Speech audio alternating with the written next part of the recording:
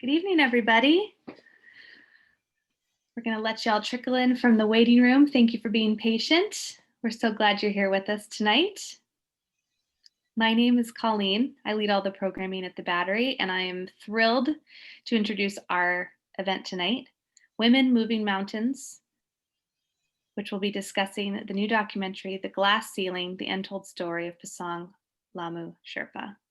So thank you so much for joining us tonight. We have a really wonderful hour ahead of us. As you can tell, we're in the webinar format, so you can see us, but we can't see you, but we definitely want you all to engage with us. So feel free to use the chat to let us know where you're joining from, make any comments during the panel.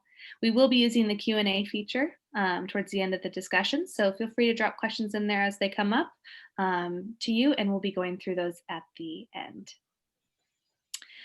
So in this hour ahead, we're going to meet a few remarkable women who are literally moving mountains, both as world-class professional climbers scaling the walls of Everest, as well as telling the story of one great woman who was the first Nepali woman to summit the world's tallest peak. Before we meet those women, I have the pleasure of introducing our moderator tonight, Justin Prettyman. Justin's the executive director of the 49ers Foundation, and he's served in this role for the last 4 years to lead the foundation to leverage football as a platform to educate and empower Bay Area youth through collective and innovative community-focused strategies.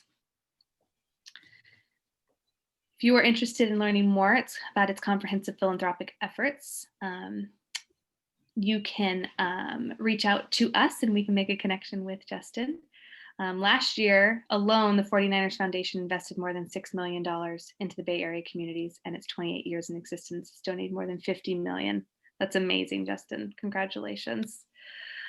Justin, welcome to our event tonight. Thank you so much for leading us in this discussion. I will pass it over to you in honor of this, and I'll let you introduce our panelists. Terrific. Thank you so much for having me, Colleen. Thanks for the intro. Thank you to the Battery for sponsoring the event. And welcome to the virtual stage. Welcome these amazing women and these amazing stories to the stage. I can't wait to get into this. This is something I'm really passionate about. We are, my family and I enjoy a lot of time in the mountains ourselves. So this is something that when I was asked to participate in, I had to double check and make sure they had the right Justin Prettyman. Glad that they did. And here I am.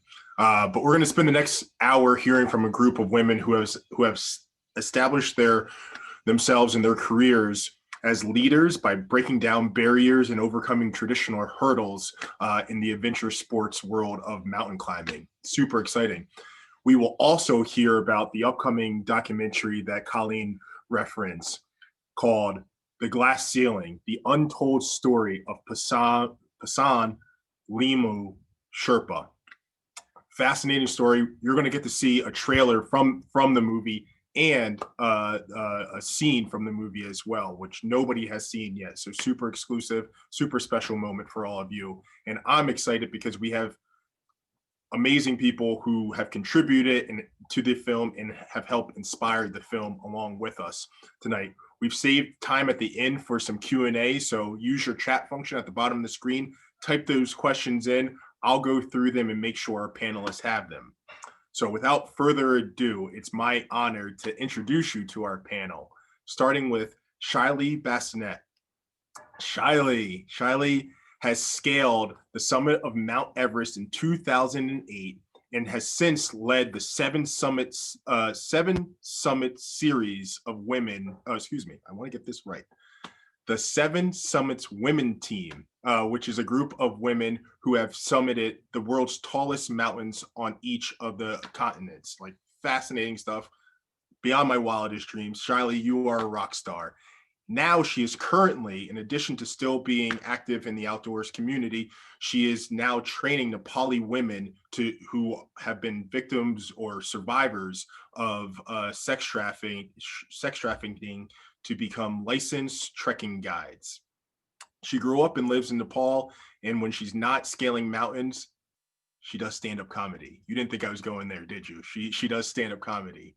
Allison Levine, next up. Allison has served as the captain of the women's first American expedition to Everest. Like, right there, Hall of Fame status, Allison, a rock star in her own right. And she is one of 20 people who have completed the Adventure Grand Slam. What is the Adventure Grand Slam? That is climbing the 7 summits and skiing the North and South Poles.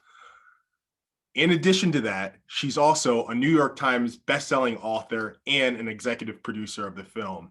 Allison, like, unbelievable. We are so grateful to have you here with us.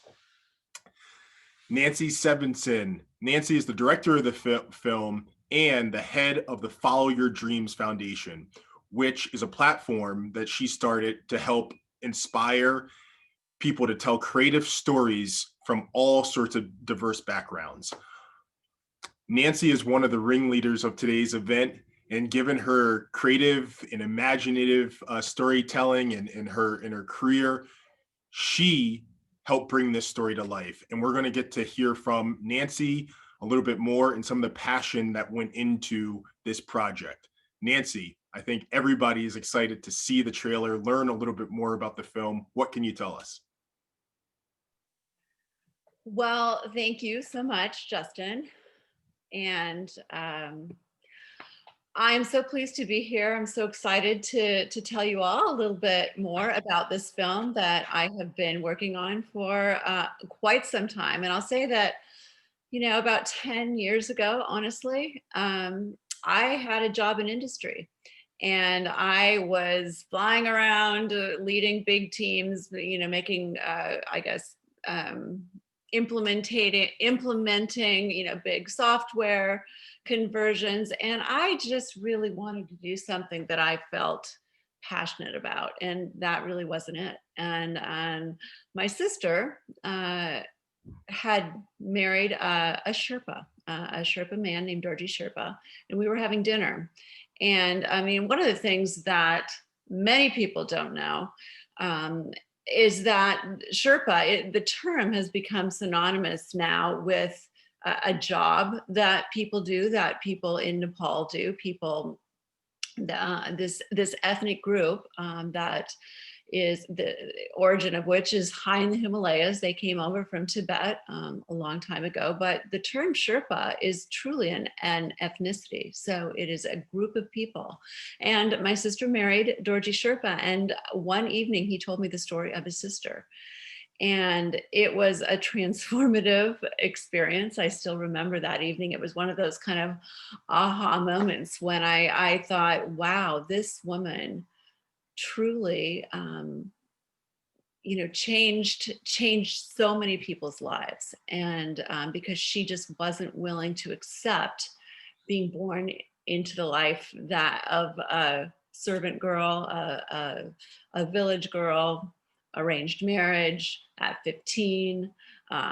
She wasn't allowed to go to school. She just wanted so much more. And she spent the rest of her life fighting for her dreams, fighting for more, fighting for a seat at the table. So that's a little bit about Pasang Lhamu Sherpa, and it started me on this journey. So let me have you take a look at the trailer, which is just a quick 4 minutes, and then we'll be back to you. Go ahead, Colleen.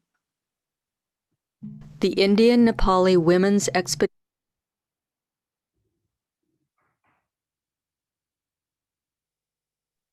The other one, the trailer.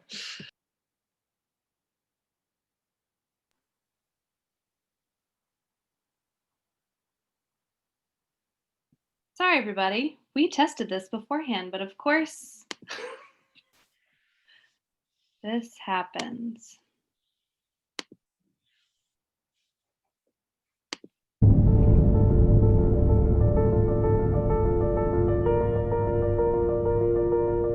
आशा त धेरै नै आशा छ मलाई आफूलाई धेरै नै आशा छ कि मैले आफ्नो आत्माले चाहिँ निकै भरोसा राखेर मैले यो गरेको हुँ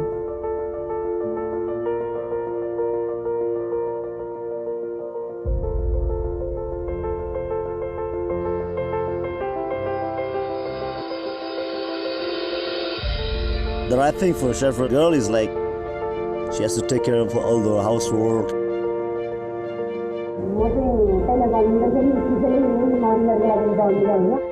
Sherpa women didn't do this. They didn't have their own climbs. भनेर भन्थ्यो ए तिमीहरूले कोसिस गरेर के पाउँछ र भन्दाखेरि होइन हामी पनि मान्छे हो नि हामी पनि मान्छे हो नि बाबा भन्छ अब त्यो खै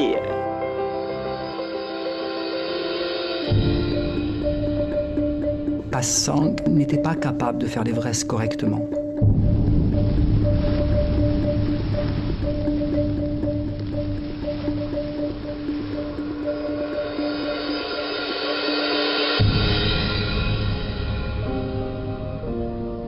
The average Sherpa makes 30 trips every year for wealthy climbers so they can come back and put on the resume that they climb Everest. It's like playing Russian roulette with one's life. We have to climb mountain that we used to worship. We make money, but lots of Sherpa die.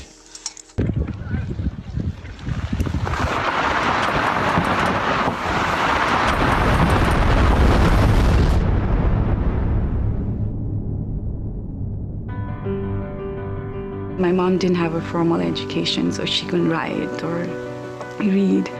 Yeah, little bit here, not so much. She was just trying to prove that being a woman in Nepal, how big you can dream. She don't speak the official government level language. They don't even talk to you. They will totally ignore you.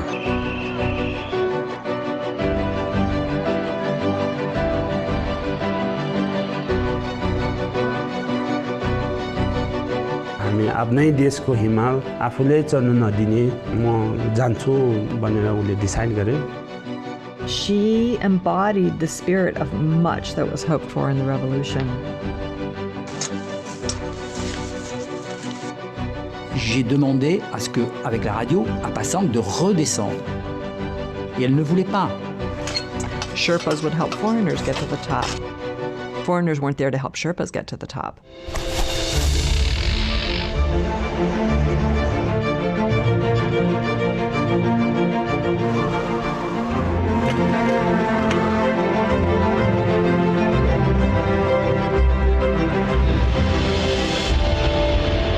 We got a call.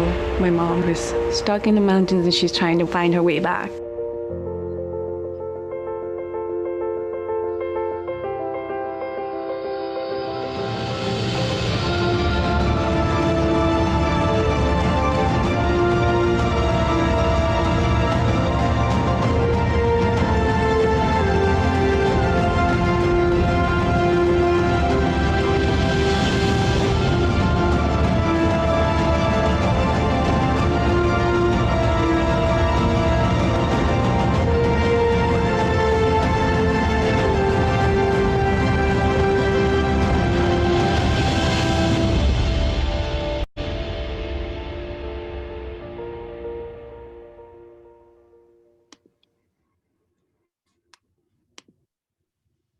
So as you can see, this story is definitely much more than just about climbing a mountain. It's truly about breaking through barriers, breaking through glass ceilings. Nancy, let's start with you. Tell us what inspired you to initially tell this story, and most importantly, when can we expect to see it? Well, as I said, it was the kind of story that just completely grabbed me when I heard it from my brother-in-law, from Dorji. And the fact that nobody had told Pasang's story outside of Nepal. Now, if you go to Nepal, Pasang is a household name. Everybody has heard of Pasang. There's a big statue of her in Kathmandu. I mean, there's a mountain named after her, schools, roads, a hospital, but nobody had ever told her story outside of Nepal. And it's the kind of story that I think the world needs to hear, because it's somebody who fought courageously just for her seat at the table and to have her voice heard. And you metaphorically, I mean, I've said many times that it's sort of a freedom fighter story that happens to take place on Everest. So, and in terms of when it's due out, it's been a long journey, lots of mountains and valleys that I've been through, but we are at rough cut stage, which is fabulous, which means that we are close to finishing. Of course, we are still raising finishing funds. But I would expect if everything goes, on plan, and we got the funds that we need, that we will be done next spring, which is sort of perfect because it hasn't been a great season for film festivals, right? And I mean, so I think next spring, next summer, late spring, early summer, we should be finished. So that's super exciting to hear, and we're going to get into a little bit later how people can get involved in the process too, which is really exciting. Allison, you're one of the few executive producers on the film. Your reputation in the mountaineering communities precedes you, a rock star in your own right. How and why did you get involved in the story?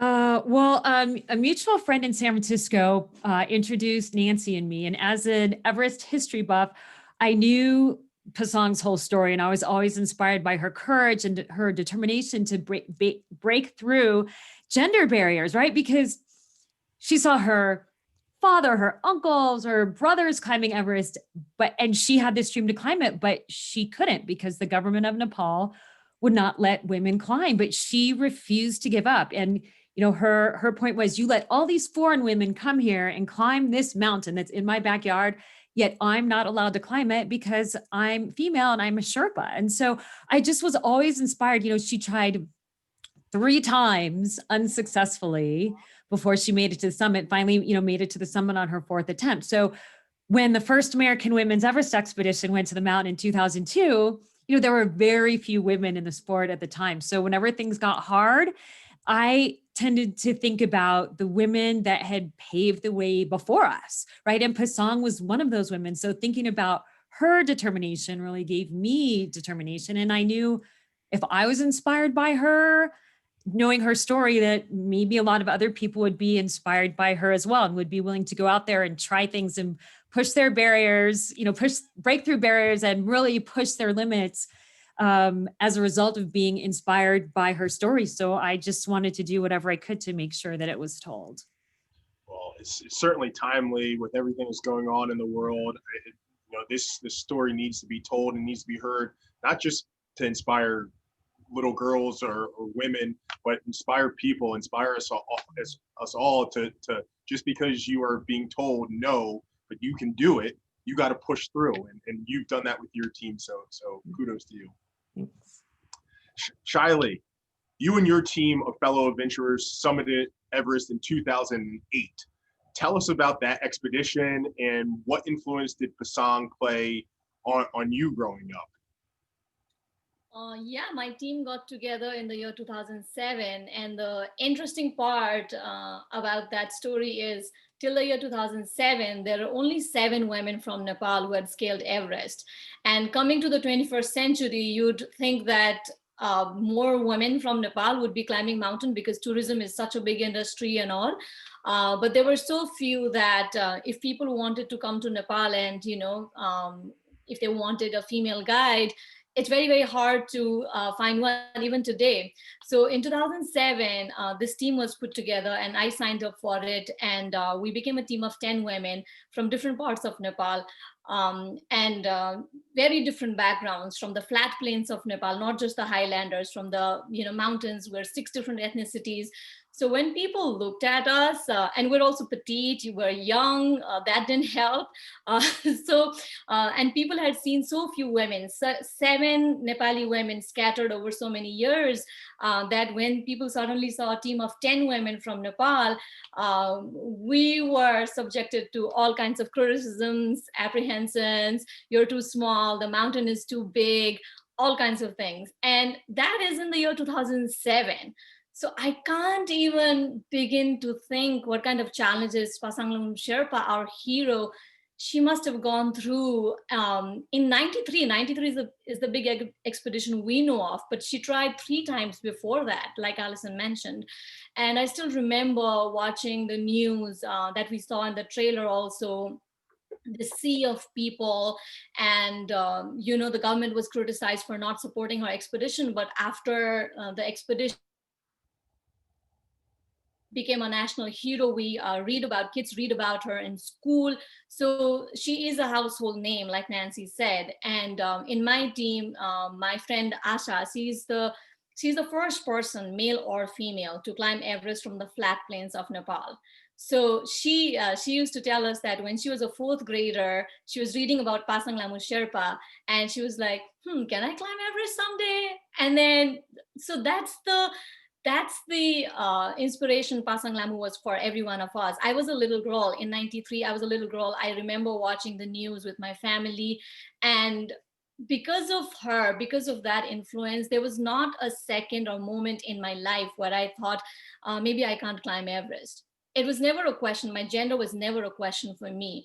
And after climbing Everest, what we've seen, and the Seven Summits mission, what we've seen in today's Nepal and also all over the world is that, when you make something possible, before Junko Tabe, the first woman to climb Everest, climbed Everest, before Pasang Lhamu climbed Everest, people used to say that, in order to say something is impossible, they would say, oh, when a woman climbs Everest. And these ladies changed that definition for us. That's why I'm a little reserved when people say, oh, she's such an inspiration to women out there. Well, yeah, of course, we are an example of that. But how men treat us, how men look at young Pasang Lhamu Sherpa who's born today, young Shaili who's born today, how they are treated. When a girl today says, I want to climb Everest, because of Pasang Lhamu, because of all these heroes before us, people are like, well, okay, maybe you can. Like, it's not like, oh, you're a woman, you can't. So Pasang Lhamu she's one of the giants. We stand on the shoulders of giants, and she's one of those giants. Again, even after we climbed Everest, when we were doing the 7 summits, I was leading the team. And at my wedding ceremony, people went to my teammates and they were like, oh, it's not a great thing. Your team leader is getting married. Try to climb all the 7 summits, as soon as you can, and especially before she has kids.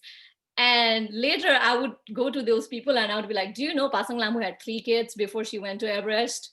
Like, women in last century proved they were more than just, capable of doing their things before getting married or having children.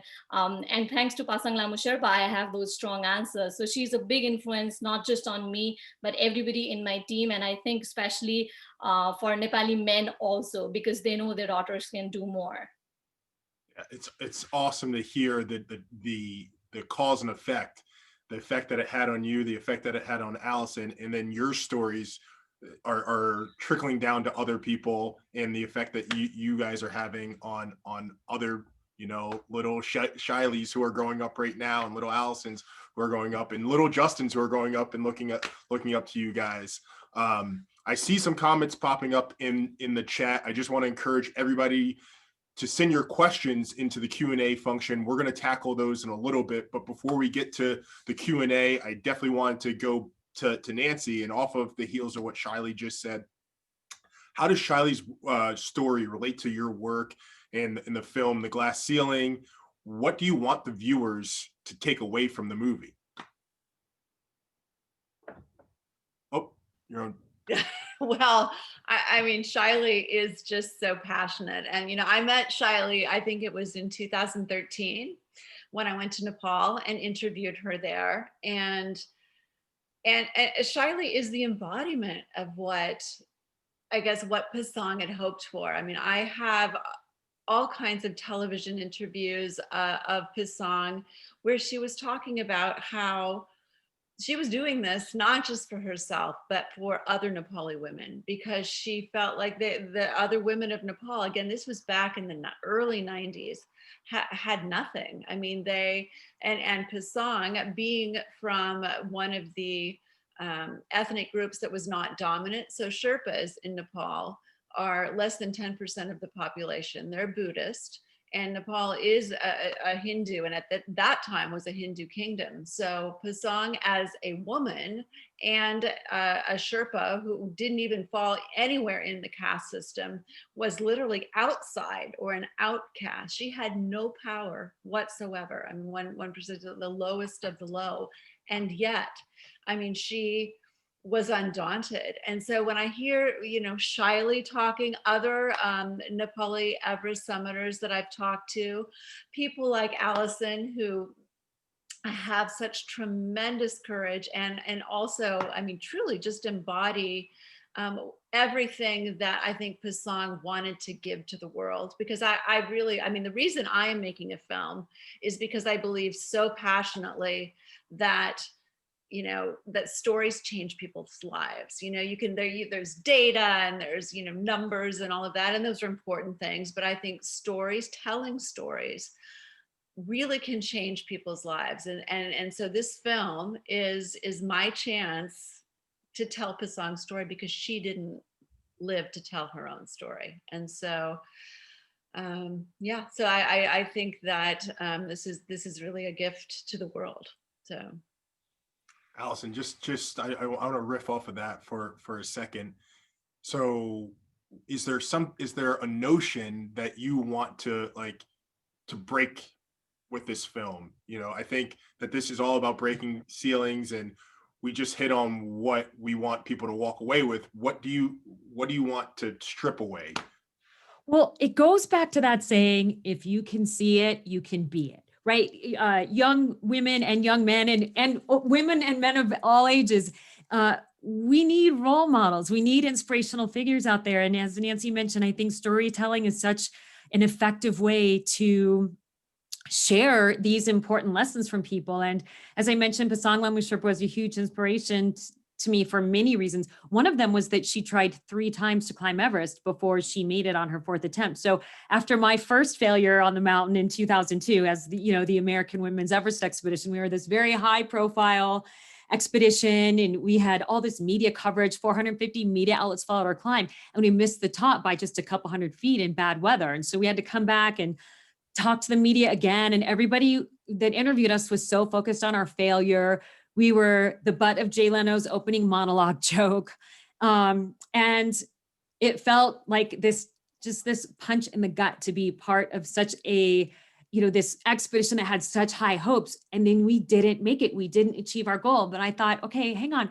If Pasang can go back 4 times, surely I can get up enough guts to go back and try it again after this big failure. And it just really made me realize that failure is just one thing that happens to you at one point in time. It doesn't define you. It doesn't ever define you. And I think a big reason that I made it to the top the second time was thinking about Pasang Lhamu Sherpa and thinking about, I'm not going to give up, because I really owe it to the women that paved the way before me to not give up and keep going. And as I mentioned, I think women and men need to see, especially young women and men, need to see women in non-traditional roles breaking through all kinds of barriers. And there are a lot more barriers in this world that need to be knocked down. And her story absolutely proves that regardless of race, gender, socioeconomic background, one person can change an entire country if they just have courage.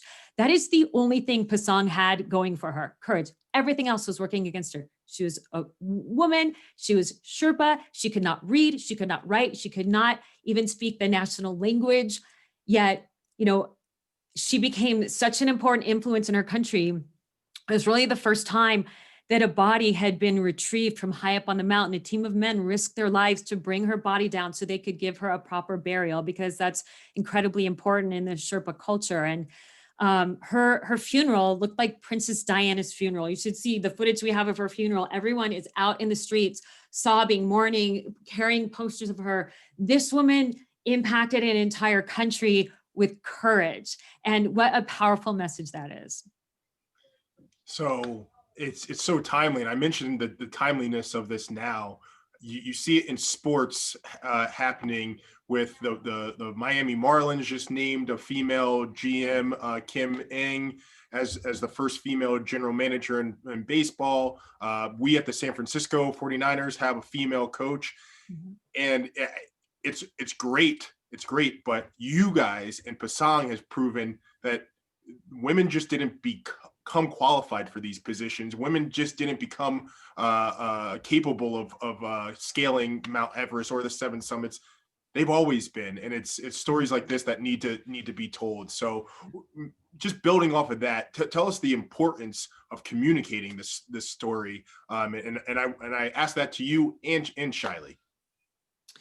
Well, I mean, first of all, I will tell you that some of my favorite moments in the film are Shiley's scenes and her cuts where she's talking about how Pasang inspired her. But, you know, again, if you can see it, you can be it. We've got to get these role models out there. And look, this happened in the Pasang Summit at Everest in 1993. Think about the kinds of cameras that Sherpas had in 1993, right? There isn't a lot of great footage. There isn't a lot of documentation on this that is the type of stuff that we see today with amazing footage and everything's documented. So Nancy is trying to, you know, pull this story together. And I think, you know, it's not like we don't have like big flashy stuff that you would have in a modern day adventure story, but this is still an incredible adventure story. It is a story about romance. It is a story about overcoming obstacles. It is a story about, you know, a woman finding her way in the world. And of course, it's a story about a mountain. And I think there's a message in this story for everybody. There really is. And it's so important for people to have role models, real role models. I mean, come on, how much more of the Kardashians can we take? You know, you don't want your kids to grow up to be a Kardashian. No offense, Kardashian fans. I mean, they're laughing all the way to the bank. Good for them. Good for them. But, you know, we need role models with courage. And so that's why I think this story is so important. How about you, Shiley? Why do you think that what's the importance of this story being told? Okay, so thank you, Allison, for bringing up Kardashian, because as a stand-up comic, you know, when people ask me who's my inspiration, and I talk about Junko Tabe, Pasang Lhamu all the time, so people think I'm going to take their names, and I'm like, my biggest inspiration is Kim Kardashian, because when I pick up Forbes and read that she's one of the richest, you know, celebrities in the world, and I'm like, oh, great, so the world wants to know about her and her sister's stories. Let me bring mine. So yeah, she's an inspiration that way. But when I climbed Everest with my team, all of us were successful. We're 10 on 10. There are people betting how many of us were gonna die. And there were people who later became friends saying that, oh, you know, this is a recipe for disaster. They're gonna get into some trouble and we'll have to go rescue them. They'll be damsels in distress. But by the end of this expedition, all 10 of us reached the summit. We're the largest and most successful women's team to be on Everest. We came back without any fractures, any broken bones, any major accidents, which surprised a lot of people. So the biggest lesson I learned from Everest was that Everest does not care if you're a man or a woman or any gender. Everest does not care. You want to climb Everest, you be good enough for Everest, that's it. And I always think, you know, it would be wonderful if the world was the same, where your gender did not matter. You have a goal, you work for it, you fail, you try again, you will make it. Your gender does not play a role, either to advance you or to pull you backward. And that is something I really am passionate about telling the whole world. And because of the, you know, nature of, I guess, pop culture, media, everything, we definitely hear about. Allison and I earlier talked about Snooki, who was a famous reality star making like, you know, millions. And then when I tell people Junko Tabe, when I tell people Pasang Lhamu Sherpa, when I tell people Alison Rubin, like the first American women's expedition, do you know who led that? So, you know, we need to tell these stories. There is no doubt about it that these stories have to come out, and it does not need to be only mountaineering, but from all walks of life, all different fields. We are living in a different era. And I always like to say that Pasang Lhamu was a role model. And she was the first. We had never seen anyone before her. So she was the first. But what is my generation's responsibility? I'm focused on that. My generation's responsibility. If I want to make this place a better, this world a better place for the next generation, my responsibility is to bring these stories and let people know, so that we don't even need role models, so that it becomes normal for young boys, girls, everyone to dream the dreams they want to. And that's why it's very important that we share this story. as baffling is it for me that it took like 1993 for a Nepali woman to climb Everest. It was early 1900s when George Mallory went up. It took forever for a Nepali woman to go climb Everest. And that was 93. It's 2020, and we still don't have one documentary movie about Pasang Lhamu Sherpa. It is shameful. It is embarrassing. I agree, Shaili. And think about the fact that Everest was first, officially climbed, documented in 1953, Sir Edmund Hillary and Tenzing Norgay, right? So that was 1953. It took 40 years before there was a Nepali-led expedition on that mountain, male or female or whatever. 40 years before there was a Nepali-led expedition on a mountain in Nepal. Think about that. Yeah, and that's why crazy. There is more aspect. There are so many different aspects to this story. It's not only a woman trying to climb, but there are a lot more layers to it, and that has a lot of value for people like me in today's generation. So that, because today I work with trafficking survivors, and they're already, they tell us they want to climb Everest already. And I think that's probably one of the biggest tribute we can give to Pasang Lhamu Sherpa.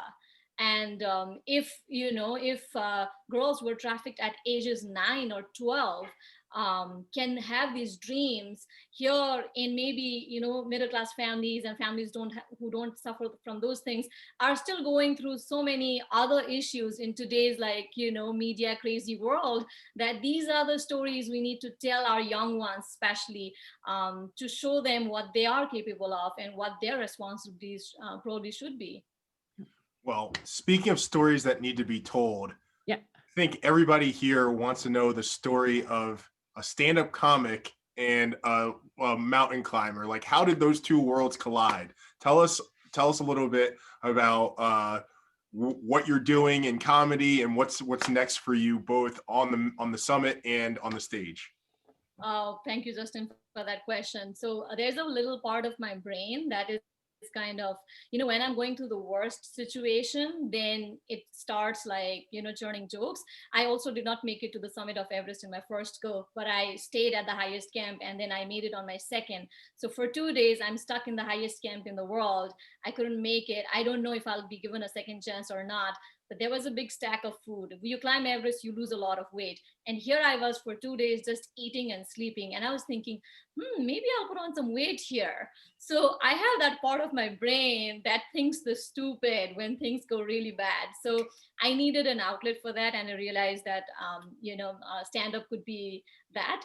So that's how stand-up happened for me. When I was going through the roughest patches of my climbing journey, I had all these mental notes, and they became kind of my routine. So that's my little stress buster. That's how it started. More I realized the power of stand-up, I was like, this can go mainstream. So I really want to use the language of comedy to bring more female narratives in the world, to bring more developing world narrative in the world. That's really, I have a vision with my comedy. Currently, I have been presenting a special, I call it Mount Everest Diaries, where I talk about the funny, people always like, when they hear you've climbed Everest, one of the questions they want to ask you is, how do you go to the bathroom? So it's going to be definitely motivational and inspirational, but it has a lot of these fun aspects. It's a pure stand-up routine. And Nancy, Allison, and I have been talking about doing a special as a fundraiser to support this particular documentary movie. So we're planning of maybe doing a show around March. And I think you can find the updates if you sign up with the Glass Ceiling newsletter, go to their website and all of that. Nancy will fill you up in that. But for me, I really want to bring out these powerful stories in the language of comedy. I met Peter Hillary, who's a climber himself, son of Edmund Hillary. And when I told him I do stand-up comedy, I wasn't sure how this person is going to take it, but he was like, as climbers, we see people and places that are so heavy duty and it's very serious. So he was like, maybe comedy is a great language to reach more people. So that's how I look at my comedy. I love it. You continue to break down barriers. I want to leave plenty of time for questions. We're starting to see these questions come into the Q&A function at the bottom of the screen. Encourage all of you to send your questions and type them right into the Q&A portion. The chat has been very active. Let's get some activity going in the Q&A.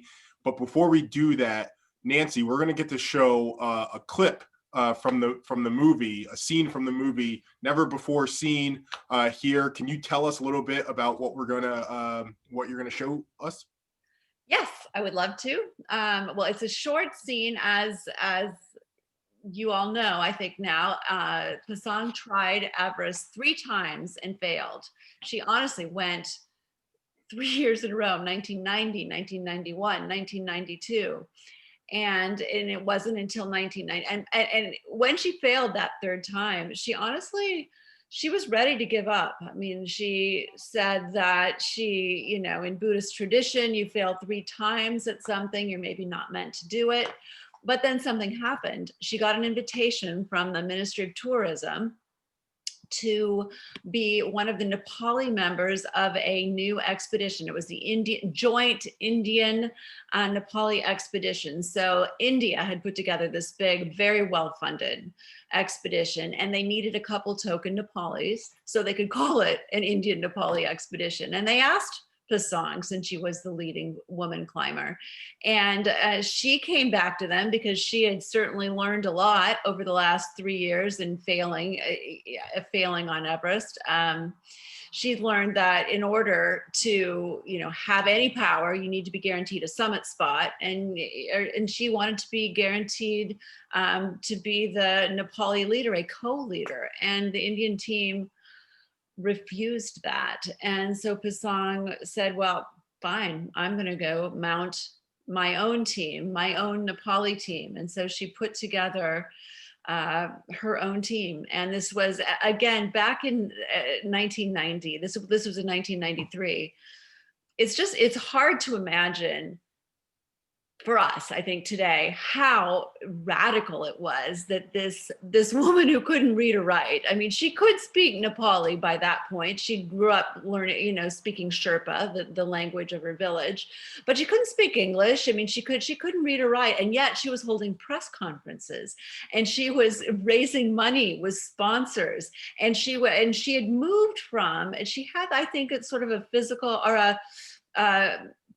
a personal transformation, because just like the country was undergoing a revolutionary time, it went from being a kingdom to democracy and the promise of democracy. She also, I mean, she was sort of the embodiment of what everybody was looking for from that democracy, that as an ethnic woman coming out and again holding press conferences and reaching for the stars, reaching for Everest. So you're going to see a short scene where she is talking, where you're introduced to the Indian team and see a little bit about her thoughts about climbing. Okay, go ahead, Colleen. Thank you. The Indian Nepali women's expedition was fully funded and promised to be historic, an irresistible combination. Pasang accepted the invitation if she could be a co-leader, but the Indian climbers rejected her terms. She could only be a team member with no guarantee of summiting. Nepal and Nepalis have always been very suspicious of India. They have always feared being taken over by India, becoming just another district, another state of India. She was afraid that if she joined the joint expedition, then if she don't reach to the summit, then her mission to promote Nepalese women will fail. And for that reason, she wanted to do her own team. Pasang decided to mount the nation's first all-Nepali women's expedition. Pasang had little time to organize her team, secure equipment, and finance her climb. यहाँ आएर यसो catapulted आउँदाखेरि मैले के भने उहाँले के भने गइदिनु पर्यो तपाईँ देशको लागि ठिकै छ हुन्छ म देशको लागि तपाईँले यो गर्नुहुन्छ भने म त्यहाँ छु किनभने जन एक्सपिडिसन भनेपछि दुईटै लिडर हुनुपर्छ किनभने पहिले पनि म विदेशीको लिडरसिपमा जान किन मलाई दुःख पाएको छु उनीहरूले मलाई एक्सेप्ट गरेन उनीहरूको केटीले मात्रै एक्सेप्ट गरेर त्यतिखेर उनीहरूले सब्मिट गरेर म फर्केर आउनु पर्यो नेता चाहिँ तपाईँ पासाङ लामो शेर्पा हैन जम्मा हाम्रो टोली चाहिँ लेडीहरू चाहिँ 3 जना केटीहरू छ सहयोगी स्टाफहरू चाहिँ 6 जना शेर्पा 3टा बेस क्याम्प बस्ने स्टाफहरू खास उद्देश्य चाहिँ के हो भने अहिलेसम्म विभिन्न देशको महिलाहरूले कतिजनाले छोडिसक्यो 16 जनाले छोडिसक्यो तर हाम्रै देशको हिमाल हुँदा पनि हामी नेपाली दिदीबहिनीहरूले चढ्नु नपाउँदा मलाई एकदम दुःख लागेको छ कि नेपाली दिदीबहिनीहरूले चाहिँ के सरमाथा हाम्रो होइन र हामीले चढ्न सक्दैन र यसरी विभिन्न क्षेत्रबाट टोली नेत्री हुनुहुन्छ मिसेस पासाङ लामु शेर्पा यसमा सदस्य हुनुहुन्छ लाक्पा फुटी Sherpa miss Nanda Rai Pasang asked me to go with her. She was the leader, I was the deputy leader. हाम्रो देशै गरिब छ नन्दै गरिब छ त्यसको लागि मेरो एक्सप्रेसन पनि एउटा गरेको त्यसमा चाहिँ यो 25% भन्दा थोरै चाहिँ नि सहयोग गर्ने एउटा चाहिँ संस्थाकै चाहिँ नाममा तपाईं सहरमार्फत चढ्नु के यो तपाईं सानमिगरको पछाडि लाग्यो कि सानमिगरको पछाडि लाग्यो यो चाहिँ न त म सानमिगरको पछि लागेको छैन न त सानमिगर मेरो पछि लागेको छैन म र सानमिगर दुई जना लागेर देशको पछि लागिरहेको छु So this was very good answer. This was a very diplomatic answer. And this was, after a long time, journalists were talking about that answer, you know.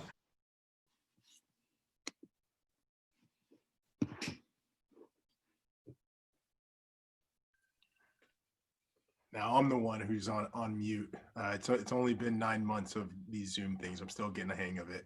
What an incredible clip.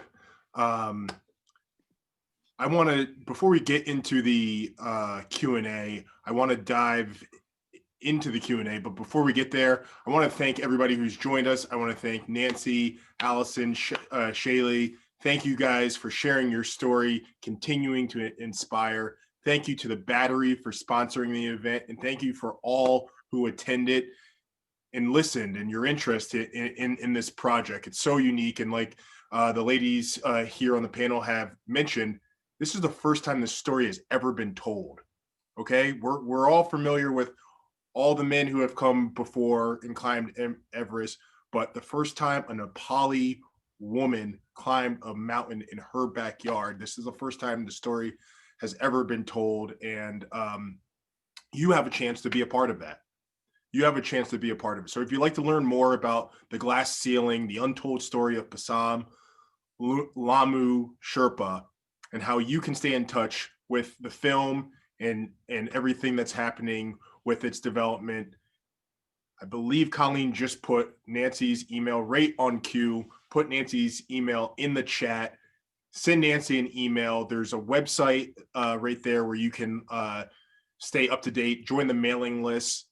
This is coming out next year, and it's going to be big. It's going to be big, as you can see from the story. How can it not be?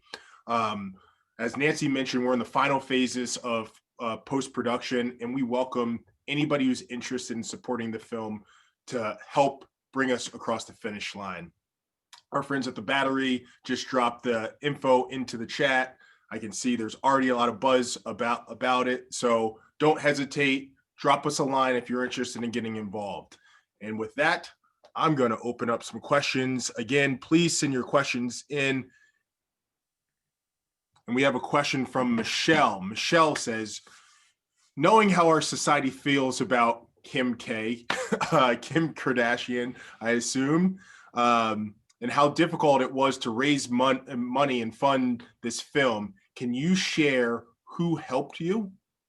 So who has helped, and what form did that help come in? And maybe Nancy, that question is best for you, or Allison. Yeah, well, honestly, 100% of what we've raised thus far has been from people who've donated to our foundation, My Follow Your Dream Foundation, which is a 501c3. So everything has been tax deductible, but I've had a number of incredible executive producers who've come on board and have helped to fundraise, Allison being the first and honestly the one who's helped me build a pretty amazing fundraising team. She's just been incredible. And so we've done 3 crowdfunding, crowdfunding. What's the word for crowdfunding? Crowdfunding. Crowdfunding. 3 crowdfunding, GoFundMe, Indiegogo, and we're now in the process. There's a number of grants that we're working on that we're hoping to hear. We would love to have some corporate sponsors. We're just at the phase now where we're starting to talk to folks about that. So I don't know, Allison, do you want to say a few words? Sure. Yeah, we had a couple of, so first of all, I mean, I see people in this chat that have supported the film and made donations. So thank you to all of you. As Nancy mentioned, we did a few crowdfunding campaigns. We also did have a few corporate sponsors come forward. Toyota Financial Services, PenFed, Pratt & Whitney came in the early days. So it's just a mix of individual donations and corporate sponsors. And, as I mentioned before, it's a hard film to make because if you think about the footage that the kinds of cameras that Sherpas owned back in the 90s. So Nancy has made multiple trips to Nepal, trying to unearth every bit of footage she can and supplement it with stock footage that we've, high altitude aerial footage that we've been able to license. So it's a difficult, complicated film to make, which has made it more expensive than we initially thought it was going to be when we first started out. But we also decided that if we were going to make this film, we did not ever want to look back and say, oh, if we only had another, 6 months and a little bit more money, we could have really made it great. We want to look back and say, regardless of the timing and the budget, like we could not have made a better film than what we made right now. We feel like Pasang Lhamu Sherpa deserves to have her legacy preserved in the best possible manner. So we are doing everything we can to make this film as amazing as it can be. Yeah, and I think Nancy hit on it before, just the timing, the pandemic is what it is. 2020 has been relentless, but for this, it's kind of working in your favor and in the film's favor, as far as hopefully by the time that the film is ready to debut and ready for release, we will be able to see it at film festivals and it will get the appropriate attention it deserves. Even more of a reason to get involved and be a part of that now. So I'm going to go to Maggie's question. Maggie has a question for Nancy. How did you conduct the research? So obviously you had some in your brother-in-law, but how was the rest of your research done on the film? Well, first of all, hi, Maggie. And Maggie is the one who actually introduced Allison and myself. It really has been a very intriguing and painstaking at times process of kind of peeling back the onion, because I think when I first started, we had this material, the Nepali TV footage of her funeral and of some of the TV interviews that she did, but we had no pictures of her growing up because they were a very poor family growing up in up in the Himalayas. They didn't take any pictures growing up. And so I started, talking to people who knew her. Another filmmaker actually went with Dorje, Rick Tejada Flores, and interviewed some folks way back in 1998, but he never could get funding for the film. And so it just all sat on a shelf. So he gave me all of that footage. And I've been to France twice, actually. Pasang and her husband Sonam went to Chamonix, which is where there's a connection between Chamonix and Nepal, that a lot of Sherpas have trained there. And a lot of the people that Pasang knew, and the patrons of her trekking company, her and her husband's trekking company, were from France and from Switzerland. So I found some people in Chamonix who were with her on that first 1990 expedition. I found Mark Bittard, who was the leader of that expedition, and I interviewed him. So it's been, find one person and then they reveal 2 more. So it's been fascinating. And the film that we have today is so much richer than we would have had we quickly finished it up, a number of years ago. She was a complicated woman, and the contrast of what she was going through as a person against the backdrop of the politics and the revolution is it's just really fascinating. So it's been quite a journey, but I've used professional researchers. I've done a lot of talking with folks myself. I've hired private investigators to find people who knew her. So I've really looked under a lot of stones. Hey, Nancy, really quick, there was a question that came in the Q&A, not in the chat, but I think it'd be a great one for you to address. And it's, the question is, what does Pasang's family think of the film, and is anyone from the family involved? So I'd love for you to just kind of speak to that. Yeah, well, one of the very first things that I did when I decided that I wanted to make this film was, I went to Nepal and I wanted to meet Pasang's daughter, Dawa. So Pasang had 3 children, Dawa, Namgil, and Dicky. And Dawa was the oldest. She was 12 when her mom died. And, when I met her back, when I first went to Nepal, she honestly had never really spoken about her mom. It's just not what people do in that culture. It's not, there's not a lot of discussing death, etc. And so over the course of, several years, I built up a relationship of trust with her. And now she is actually a big part of the film, which is amazing. I mean, and Dawa is also kind of the embodiment of everything her mother could have wanted for her children. I mean, Dawa has a master's degree from NYU. She went back and she worked in international education in Nepal, and now she's actually ambassador to Spain. Her son Namgil has also been involved. Her daughter Dicky is the youngest, and she has not wanted to be involved. She was very young when her mom died. So the family's been very supportive, and they actually they have a lot of businesses in Nepal now, and they're a very, very well-known family. So I've been very appreciative of the support that they've given. Well, I wanted to I know that it's busy to be on a panel. There's a lot of things coming at us on the panel, from the Q&A to we have a separate text chain going on. There's a lot of information flowing, but I did want to point out some of the great comments, and really hats off to everybody who's attended. Sonia, love this panel. Excited to see the movie and the comedy show. We have one from Robert. The world needs more inspiring stories like this. The list goes on. Love the saying, if you can see it, you can be it.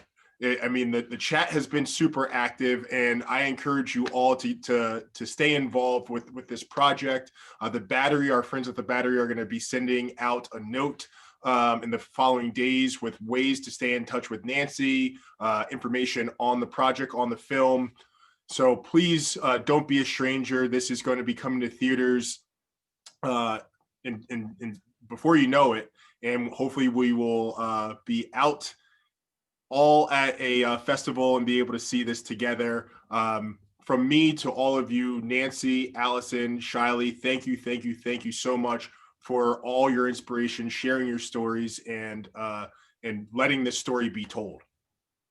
Thank you, Justin. Thank you for all your help. Justin. Yeah. This was a pleasure. What an awesome panel. Thank you all again, echoing everyone's thanks here. We will be following up. We're going to send a recording of this so you can share it with people who you think need this kind of inspirational story. I know I'm going to send it to my nieces so that they can be inspired by this too. I agree with Robert. We need more great stories like this. So we'll include Nancy's email address in that follow-up email as well. And if you're interested in getting in touch, feel free to reach out. Also, we can help make an introduction if that's helpful for you all. But in the meantime, take care and keep summiting mountains in your own life. And we'll see you all soon. Happy holidays, everybody. Holidays.